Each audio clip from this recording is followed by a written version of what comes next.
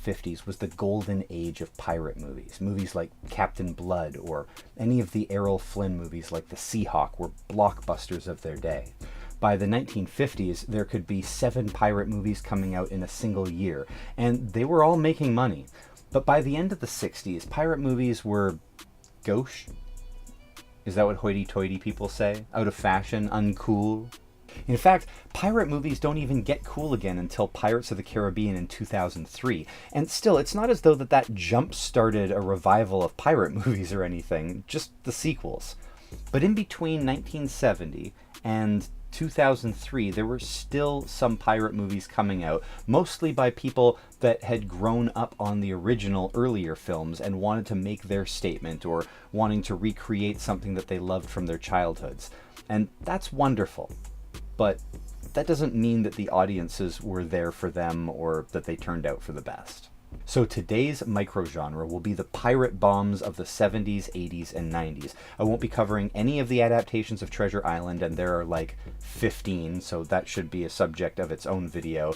And most follow the classic novel structure pretty closely for over 100 years. So Treasure Island is totally its own thing, basically. And the only other caveat is that I won't cover movies with modern pirates. So like Black Lagoon, the anime, so Captain Ron doesn't count. Sorry, Captain Ron fans. Takes one to know one. Modern day pirates are cool, but they're out. Classic pirates only. So no Goonies.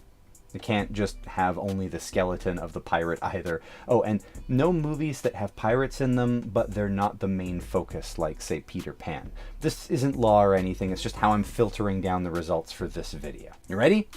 Avast ye landlubbers, hoist the mainsail, and let's just watch some movies.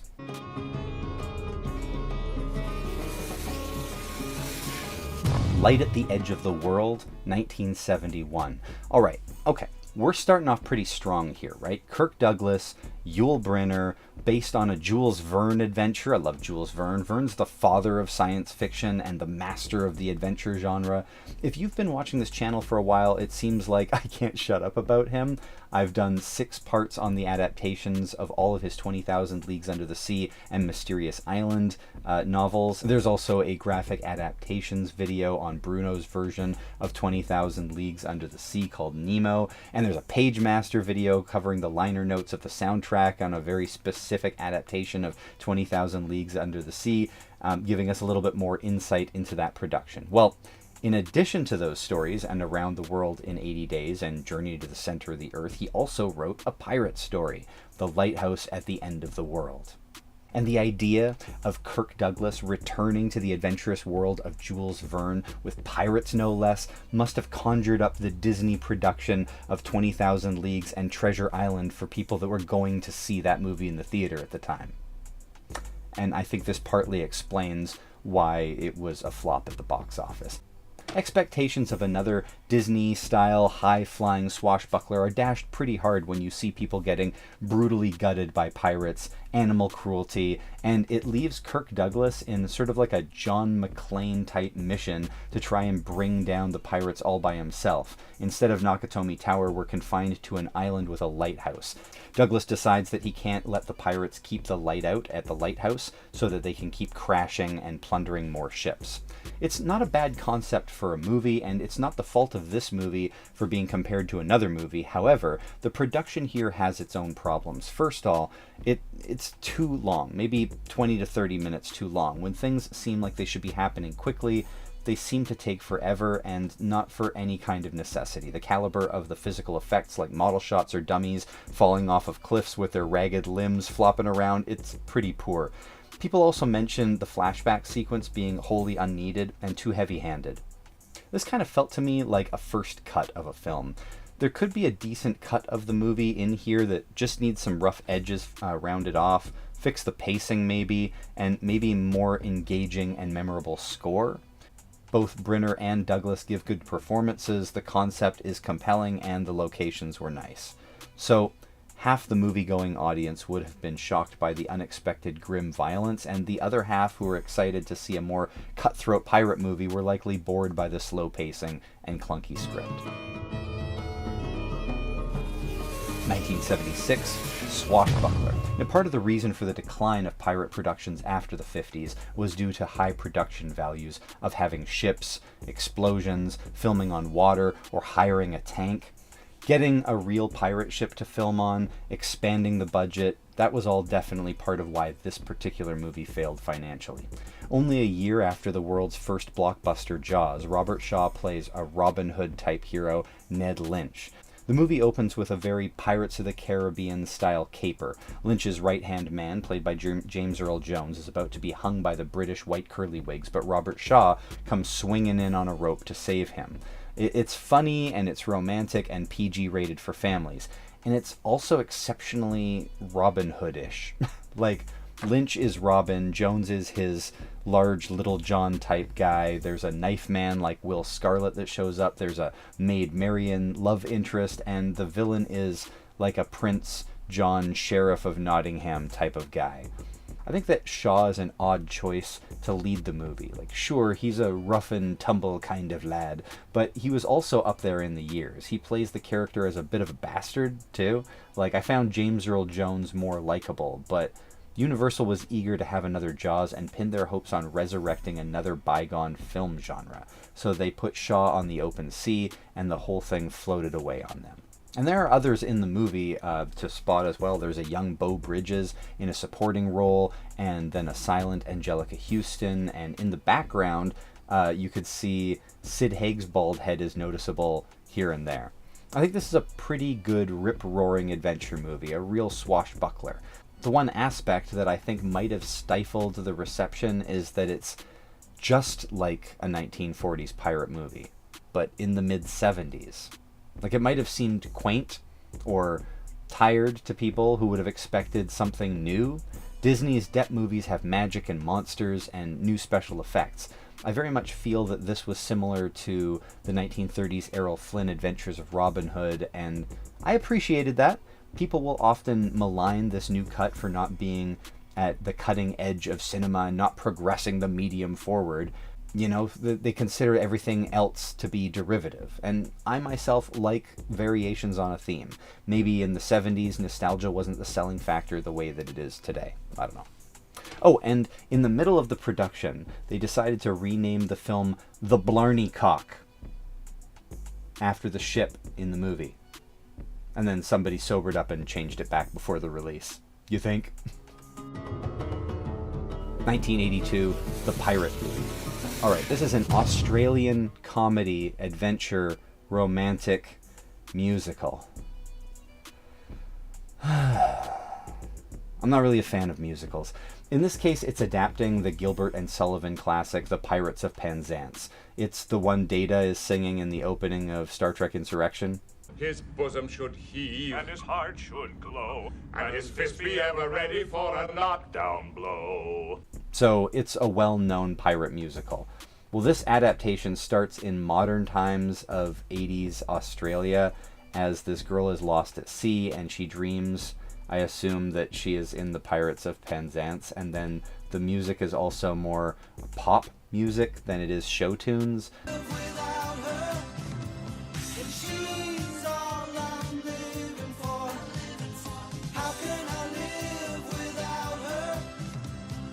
'80s synth with pirates is such a weird mismatch of tones and moods. So I can't really say that it works well. And then you add to that the madcap parody like you'd see in Naked Gun movies, where like all of a sudden somebody gets a lightsaber and then shrugs, acknowledging to the audience the absurdity of this. And there's also Inspector Clouseau, a parody from the Pink Panther as well.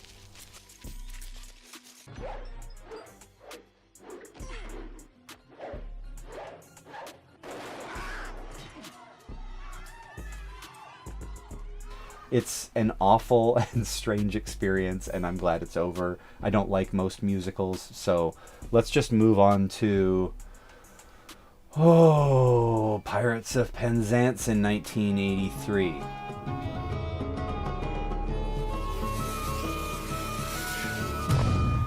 So after Australia pooped the bed, somebody said, hold my beer, and tried to do Pirates of Penzance properly. This time it features Kevin Kline and Angela Lansbury and is generally well thought of as being well crafted and well performed and faithful to the original, and still it was a box office bomb. And for very specific reasons. The studio, in this case, Universal, decided to make the film available on pay-per-view, cable, right, simultaneous to the theatrical release. So theaters boycotted the film, and so it got a pretty limited exposure. I saw the film budget reportedly was $16 million, and it grossed less than $700K, which is pretty bad. It gets noted in the history books as being the first movie to be offered in theaters and on pay-per-view at the same time, which, that was its downfall.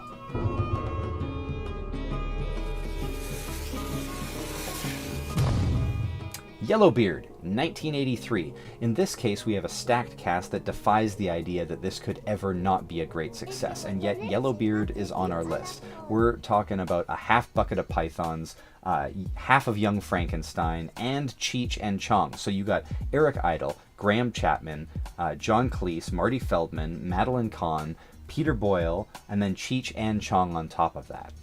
But there's just something stopping this from coming together the way that you want it to, or even expect to, given the talent. I think maybe it failed to bring a cohesive overall idea that could glue all the funny bits together. The bones are there. There's a story about Yellowbeard, who's an old school right bastard kind of pirate and criminal and totally insane. He's looking for his treasure, the map to which is tattooed on his son's head. His son is such a disappointment to Yellowbeard that he'd rather just cut off his head, but instead he's convinced to bring his son along for the adventure. There's a few good laughs here in this movie, but it's just not gelling together. It's not cohesive, but it's also not clear who the movie is for. Like, when I think of pirates, generally, I think of kids' Halloween costumes, the Goonies, and all of the children's entertainment, similar to knights and, medieval times and cowboys in the Old West. Yellowbeard has a few too many rape jokes to be targeted at kids, I think. There's a short documentary on the making of Yellowbeard that was filmed on set, and all of the actors involved seem to be in good spirits, hanging out and having fun, going to the pool, and riffing with each other. Of course, some people have said that the movies where everybody has a good time turn out terribly, and the productions where people are all miserable, the production turns out great. Now, I'm sure that's as true as it is false, meaning that people can certainly get comfortable and lose the edge and the thirst to make something exceptional.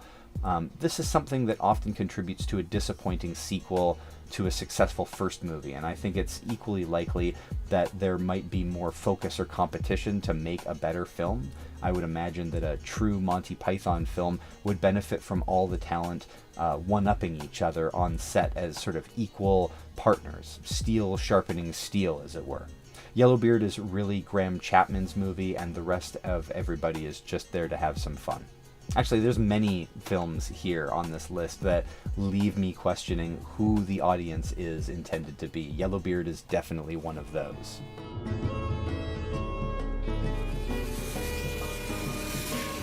In 1983, Nate and Hayes. So starring Tommy Lee Jones as Bully Hayes, a swashbuckling pirate scoundrel, and Michael O'Keefe playing Nathaniel Williamson, sort of a young gentleman caught up in the world of pirating. This feels like a direct response to the success of Raiders of the Lost Ark. The opening scene feels like a very intentional recreation of the exact kind of mood and vibe and visual aesthetic of the Raiders opening scene. Scared of snakes? Let's go. What's maybe more interesting than that is how much the rest of the movie feels like Pirates of the Caribbean. They're not the same, really, but there are these familiar dynamics, like the rogue and the city boy teaming up, and in a sort of love triangle with the leading lady. The locale and timeline look like they overlap with Jack Sparrow movies. Even the opening scene, to me, evokes the scene in the second Pirates of the Caribbean movie where he gets chased by the natives.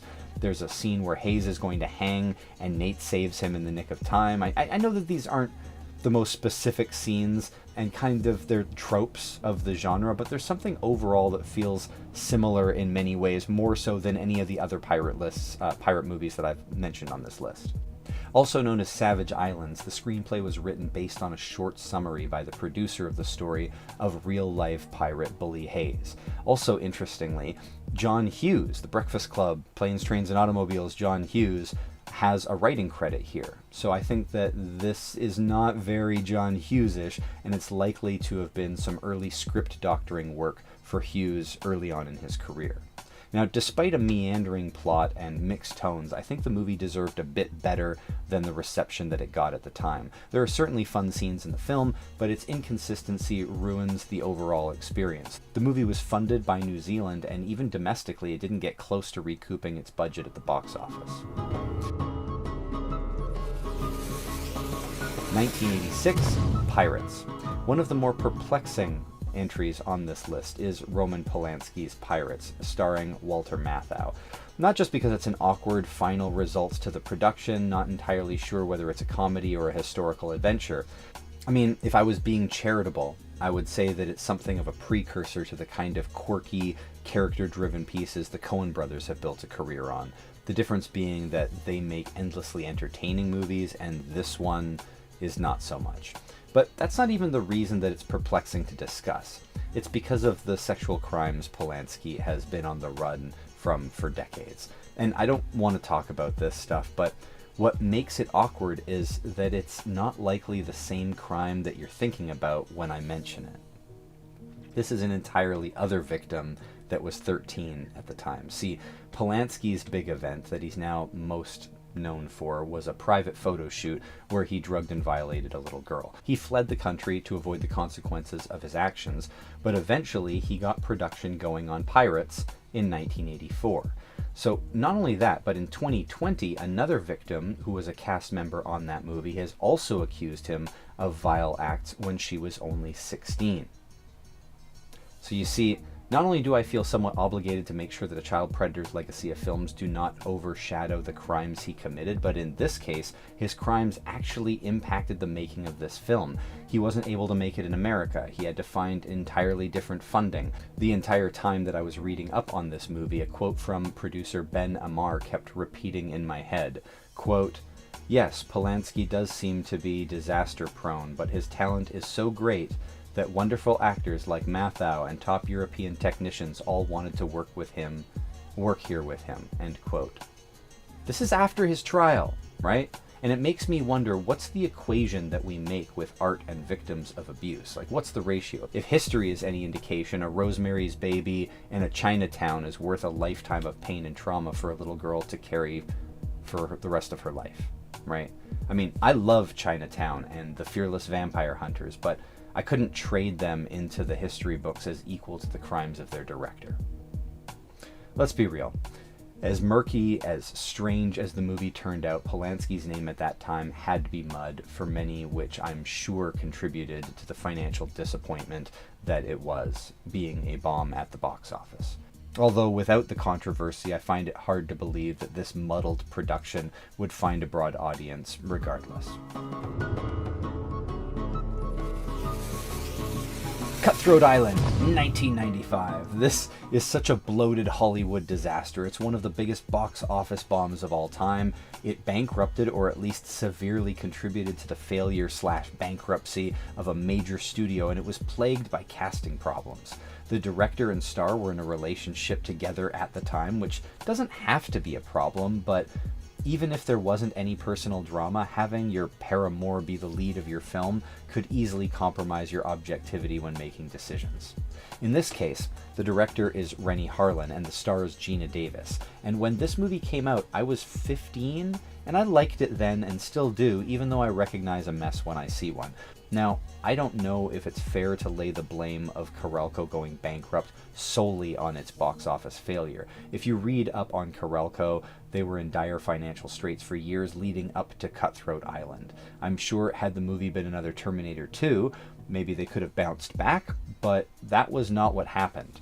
Instead, Cutthroat Island grossed $16 million against a budget of $126 million. So There is much talk of how disastrous this movie was and how much it destroyed pirate genre movies for the industry, which is hyperbolic at the least given that this title comes at the end of our list of duds. There hadn't been any other successes for pirate movies over the past 20 years, so maybe a bit unfair to lay the blame here at Cutthroat Island. But what about the movie is so bad, right?